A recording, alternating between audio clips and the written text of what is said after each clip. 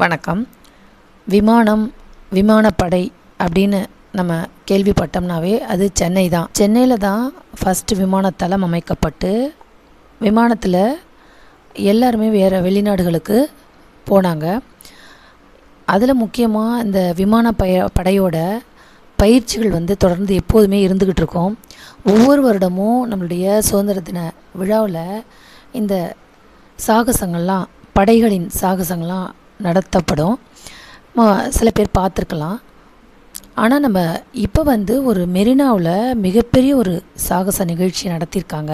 மிக பிரம்மாண்டமாக நடத்தப்பட்ட அந்த விமானப்படை சாகசத்தை என்றைக்கு நடத்தினாங்க, ஏன் நடத்தினாங்க அப்படின்னு பார்த்தோம்னா, இந்திய விமானப்படை தினத்தை முன்னிட்டு சென்னை மெரினா கடற்கரையில் ஒரு பிரம்மாண்டமான ஒரு நிகழ்ச்சி நடத்தினாங்க. அதில் 72 விமானங்கள் கலந்துக்கிட்டு, இது இந்த விமானங்கள் மக்கள் அனைவராலும் ரொம்ப ஆர்வத்தோடு பார்க்கப்பட்டது. இது காரணம் என்ன, எத்தனை ஆண்டு நிறைவு பெற்றது அப்படின்னு பார்த்தோம்னா, இந்திய விமானப்படை 92 ஆண்டு நிறைவை கொண்டாடுறதுக்காக சென்னையில் இந்த சாகச நிகழ்ச்சி நடந்துச்சு. மெரினா கடற்கரையில் காலையில் 11 மணியிலிருந்து மதியம் 1 மணி வரைக்கும் நடந்துச்சு. அதனால் மக்கள் காலையில் 8 மணிலேருந்தே பஸ்லேயும் ட்ரெயின்லேயும் மெட்ரோ ரயில்லையும் இங்கே மெரினாவுக்கு வர ஆரம்பிச்சிட்டாங்க. கூட்டம் ரொம்ப அதிகமாக இருந்தது. இதோட முதல் நிகழ்வாக என்ன நடந்துச்சு அப்படின்னா, ஆக்ரா விமான பயிற்சி பள்ளியோட ஆகாஷ் கங்கா அணியைச் சேர்ந்த பாராசூட் வீரர்கள் 8000 அடி உயரத்திலிருந்து பாராசூட் மூலம் குதிச்சாங்க. MI-70 ஹெலிகாப்டர்லேருந்து 28 கமாண்டோ வீரர்கள் குதித்து அந்த கட்டிடத்தில் எதிரிகளால் பிடித்து வைக்கப்பட்ட பிணை கைதிகளை மீட்கக்கூடிய ஒரு சாகச நிகழ்ச்சியை நடத்தினாங்க. தாம்பரம் விமானப்படை தளத்திலிருந்து ஹெலிகாப்டர்கள் மூலம் வீரர்கள் மூவர்ண கொடியை ஏந்தியபடி பாராசூட் மூலம் குதிச்சாங்க. நவீன போர் விமானமான சூப்பர்சானிக் ரஃபேல் வானில் தீ பிழம்புகளை கக்கியபடி வேகமாக போணுச்சு. விமானப்படையில் 1947 80லேருந்து 89ஆம் ஆண்டு வரை இந்த காலகட்டத்தில் முக்கியமாக பங்காற்றிய டகோட்டா, ஹார்வர்டு விமானங்கள் அப்படியே பட்டர்ஃப்ளைஸ்லாம் பறக்கிற மாதிரி வேகமாக பறந்து தன்னுடைய அந்த சாகசத்தை காமிச்சது. இந்த விமானப்படையில் சேர்க்கப்பட உள்ள HTT-40 என்ற பயிற்சி விமானம் வானில் குட்டிக்காரணம் அடித்தது. குட்டிக்காரணம் மனுஷங்கள்லாம் அடிப்பாங்க, குழந்தைகள்லாம் அடிக்கும். ஆனால் அந்த விமானமே குட்டிக்காரணம் அடித்ததை நம்ம பார்த்தோம். 4வது தலைமுறை இந்த போர் விமானமான மிராஜ் 2000 அதுக்கு பிறகு 2 விமானங்களுக்கு நடுவானிலே எரிபொருள்களை நிரப்பி காட்டுச்சு. நம்ம உள்நாட்டிலே தயாரிக்கப்பட்ட தேஜஸ் போர் விமானம் வானில் குட்டிக்கரணம் அடித்தோம் ஒரு மிகப்பெரிய சாகசத்தை நிறைவேற்றுச்சு. இந்த நிகழ்ச்சி நடப்பதற்கு முக்கியமாக காரணம் என்ன சொல்கிறாங்க, அடுத்த காரணம் நாட்டிற்காக உயிர் தியாகம் செய்த இராணுவ வீரர்கள் மற்றும் அந்த விமானங்களை கௌரவிக்கக்கூடிய வகையில் இந்த விமானப்படை தினமாக அக்டோபர் 8 இந்தியாவில் கடைபிடிக்கப்படுது.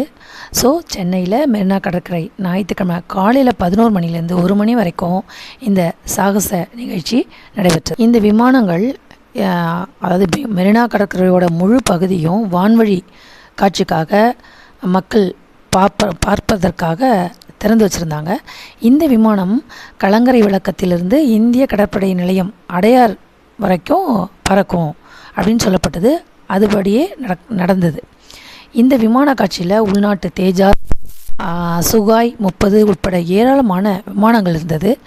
ஆகாஷ் கங்கா குழு, சூர்யா கிரண், ஏரோபாட்டிக் டீம், முக்கியமாக ஹார்வர்ட் C-295 இது போன்ற மிகவும் சக்தி வாய்ந்த இந்த விமானங்கள்லாம் இந்த இதில் கலந்துக்கிடுச்சு. இந்த விமான காட்சிக்கு 15 லட்சம் மக்கள் கலந்துப்பாங்க அப்படின்னு மதிப்பிடப்பட்டது. ஆனால் 10 லட்சத்துக்கு மேல் மக்கள் கலந்துகிட்ருக்காங்க. IAF இதை லிம்கா புக் ஆஃப் ரெக்கார்டு அதுக்குள்ளே நுழைவதற்காக அதை நோக்கமாக கொண்டு இது நடத்தப்பட்டது. அதன்படியே ரெக்கார்டும் செய்யப்பட்டிருக்கு. சென்னையில் மெரினா கடற்கரையில் நடைபெற்ற இந்த விமான சாகச நிகழ்வில் பங்கேற்க உள்ள இந்த விமானங்களுக்கு புயல், சங்கம், சேரா, சோழா, பாண்டியா, பல்லவா, ராம், காவிரி, காஞ்சி, தனுஷ், நீலகிரி, மெரினா, கார்த்திகேயா, மகாபலி அப்படின்னு பெயர்கள்லாம் சூட்டப்பட்டிருக்கு. ஆகாஷ் கங்கா குழு அப்படின்னு எடுத்துட்டோம்னா இது இந்தியாவோட முதன்மை இராணுவ பாராசூட் காட்சிக்கான குழு. இவங்க 200 கிலோமீட்டர் வேகத்திலிருந்து பாராசூட் மூலமாக நிலத்தை அடைஞ்சாங்க. அடுத்து சூரிய கிரண் விமானக்குழு. இந்த குழு இந்திய விமானப்படையின் சாகச காட்சி குழுவினர். ஹாக் MK-132 விமானத்தை கொண்டு சாகசத்தை நடத்தியிருக்காங்க. அடுத்து சராங் குழு. 2003 உருவாக்கப்பட்ட சராங் குழு வேர்ல்ட்லேயே ஒரே இராணுவ சாகச ஹெலிகாப்டர் குழுவாக வலம் வந்துட்டுருக்கு. ஹால்த் த்ரூ ஹெலிகாப்டரை பயன்படுத்தி மிகப்பெரிய பிரம்மாண்ட சாகச நிகழ்ச்சியை நடத்தினாங்க. அடுத்தது தேஜஸ் உள்நாட்டிலேயே தயாரிக்கப்பட்ட போர் விமானம், சிறிய மிக எளிய ரக போர் விமானம். அடுத்து பார்த்தோம்னா ஹார்வர்ட், அமெரிக்காவிலிருந்து இந்தியா வாங்கிய போர் விமானம். இது 2ஆம் உலக போரில் பயன்படுத்தப்பட்ட பயிற்சி விமானம் கூட. அடுத்தது டகோட்டா. இது இந்திய விமானப்படையோட வரலாற்று முக்கியத்துவம் வாய்ந்த விமானம். காஷ்மீர் 1947 போரில், 1971 பங்களாதேஷ் போரில்லாம் இது முக்கிய பங்கு வகிச்சது. அடுத்து ரஃபேல், பிரான்ஸ் நாட்டிலிருந்து வாங்கப்பட்ட போர் விமானம். ரேடாரில் பார்க்க முடியாமல் செயல்படும் தன்மை உள்ளது. அடுத்து சுகாய் Su-30 MKL. அதாவது இது எப்படி இருக்கும் அப்படின்னா ரஷ்ய வடிவமைப்பை கொண்டிருக்கும். அடுத்து பார்த்தோம்னா சுகோய் Su-30 MKL. இது ரஷ்ய வடிவமைப்பை கொண்டிருக்கும். எல்லா விதமான வானிலை சூழ்நிலைகளையும் செயல்படக்கூடிய ஒரு நிறைய ஒரு நோக்கங்களை செயல்படுத்தக்கூடிய ஒரு போர் விமானம். அடுத்து பார்த்தோம்னா மிகோயான் MiG-29 சோவியத் காலத்தில் வாங்கப்பட்ட போர் விமானம்.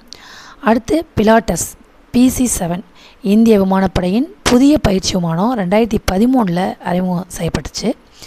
அடுத்து C-295 இந்திய விமானப்படையின் புதிய போக்குவரத்து விமானம். 10 டன்கள் சரக்கு ஏற்றும் சக்தி இருக்குது. அடுத்தது டோர்னியர் 228. இது ரெட்டை என்ஜின் கொண்ட மிகப்பெரிய ஒரு போர் திறன் கொண்ட விமானம். அடுத்து AEW&C. நம்ம அந்த வான் பரப்பில் முன்னோக்கி சொல்லும் கட்டுப்பாட்டு தகவல், அபாய சிக்னல்களை முன்கூட்டியே நமக்கு சொல்லக்கூடியது. அடுத்து மிராஜ் 4ஆம் தலைமுறையின் போர் விமானம். ரொம்ப மாடலாகவும் ரொம்ப முற்போக்காகவும் இந்த விமானம் செய்யப்பட்டிருக்கு. அடுத்தது P-8I இந்திய கடற்படையின் கடல்சார் ரோந்து விமானம். நீண்ட கால புலனாய்வு கண்காணிப்பு நடவடிக்கைகளுக்காக பயன்படுத்தப்படக்கூடிய விமானம். அடுத்தது ஜாக்குவார், குண்டுகள் மற்றும் துல்லியமான அந்த ஆயுதங்களை எரியக்கூடிய விமானம். எதிரி நாடுகளை தகர்க்க இது பயன்படுத்தப்படுது. சாரங் ஹெலிகாப்டரோட ஏரோபாட்டிக் இந்த நிகழ்ச்சி எல்லாருக்குமே ரொம்ப பிடிச்சது. என்ன காரணம்னா இதில் பங்கேற்ற 5 ஹெலிகாப்டரில் ஒரு ஹெலிகாப்டரை தமிழகத்தைச் சேர்ந்த கோகுல் கிருஷ்ணா, அவினாஷ் ஆகிய 2 விமானிகள் இயக்குனாங்க. வான் நடனத்தில் ஈடுபடக்கூடிய சாரங் ஹெலிகாப்டர்கள் 2 திசைகளிலிருந்து ஒரே சமயத்தில் எதிரெதிராக மோதுவது போல் சாகசம் செஞ்சது. இது நம்ம பார்க்கும்போது ரொம்ப ஆச்சரியமான ஒரு நிகழ்ச்சியாக இருந்தது.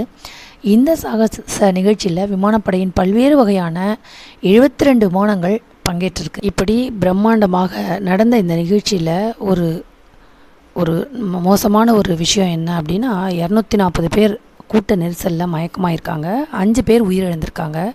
இப்படி சாகசங்கள் நடத்துவது நம்மளுடைய வீரத்தையும் வெற்றியையும் அனுபவத்தையும் காட்டி நம் நாட்டின் பெருமையை நாம் நிலைநாட்டி கொண்டாலும் இவர்கள் இந்த மக்கள் 5 பேர் உயிரிழந்தது ஒரு துக்கமான ஒரு விஷயம்.